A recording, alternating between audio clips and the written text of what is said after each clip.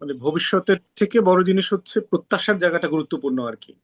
যে যেই প্রত্যাশা নিয়ে বাংলাদেশে একটা ফ্যাসিবাদ বিরোধী লড়াই হয়েছে, একটা গণ অভ্যুত্থান হয়েছে, এবং এমন কিছু এখানে হয় নাই যেটা চাপিয়ে দেওয়া হয়েছে। গণ অভ্যুত্থানের সকল পক্ষ মিলে আলোচনা করেই এই সনদ ফাইনাল করা হয়েছে। এই ড্রাফট সকল রাজনৈতিক দল সাইন করেছে, বিএনপি ইনক্লুডেড।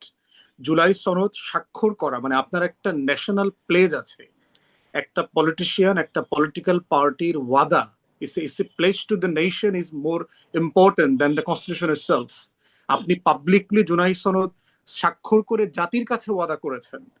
আপনি জাতির কাছে করা ওয়াদাটাকে আপনি শুধু বোধ করছেন যে না এটা এখন আর গুরুত্বপূর্ণ কিছু না, এটা রেলেভেন্ট না। মানে তাহলে আপনি পলিটিক্যাল পার্টি হিসেবে ম্যানিফেস্টো কেন দেন? তাহলে আপনি তো একই কারণে আমরা বিশ্বাস করতে পারি যে আপনি ইলেকশনের আগে যত কথা বলেছেন এগুলো আপনি আসলে বিশ্বাস করে বলেন নাই, এগুলো আপনি করবেন বলে বলেন নাই। এটা আপনি শুধু ভোটটাকে পার্সু করবার জন্য বলেছেন।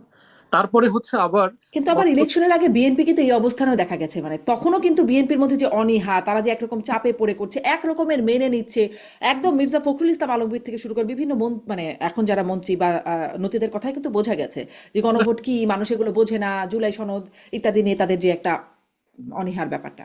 না, নিঃসন্দেহে তারা ন্যায়ের জন্য ক্যাম্পেইন করেছে।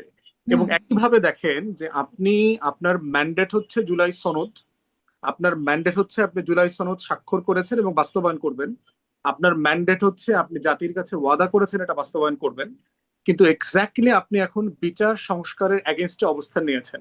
হাসিনার কথা চিন্তা করেন, 2008-এ ইলেকশন ম্যানিফেস্টোতে কিন্তু হাসিনা ম্যান্ডেট নেয়নি জনগণের কাছ থেকে যে আমরা ক্ষমতায় আসলে সংবিধান সংশোধন করব এবং তত্ত্বাবধায়ক সরকার ব্যবস্থা বাতিল করে দেব। তাহলে আপনি দেখেন এক্স্যাক্টলি সেম, মানে আগুনের পথে হাঁটতেছে।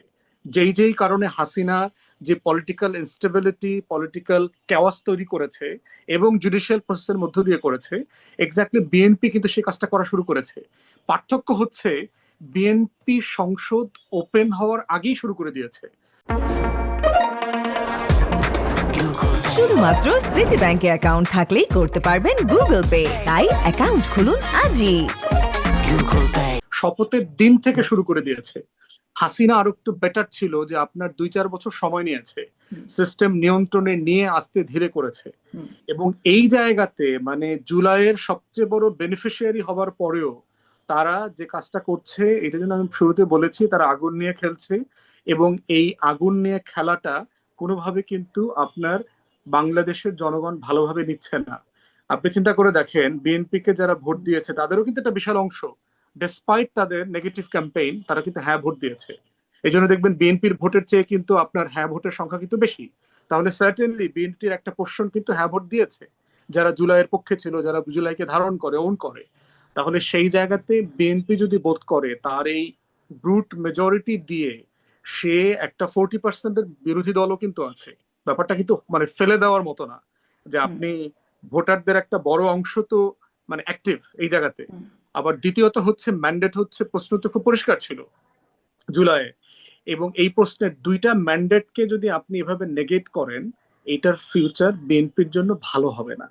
বিএনপির কিন্তু গভর্নেন্সের 101টা চ্যালেঞ্জ আছে।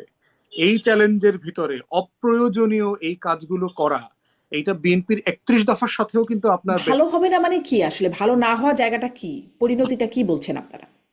অজনপ্রিয় হয়ে যাবে, জনগণের মুখোমুখি হবে, বিরোধী দল আপনার সংসদের বদলে রাজপথে চলে আসার অলরেডি চিন্তা ভাবনা করছে। আপনি দেখেছেন যারা বিরোধী দল আছে এনসিপি সহ জামাত, তারা বলছে যদি জুলাই সনদ বাস্তবায়ন না হয়, ইন্টারিম অ্যাডমিনিস্ট্রেশনের অর্ডার গুলো যদি প্লেস করে পাশ না করা হয়, তাহলে তারা ওইখানে কেন থাকবে?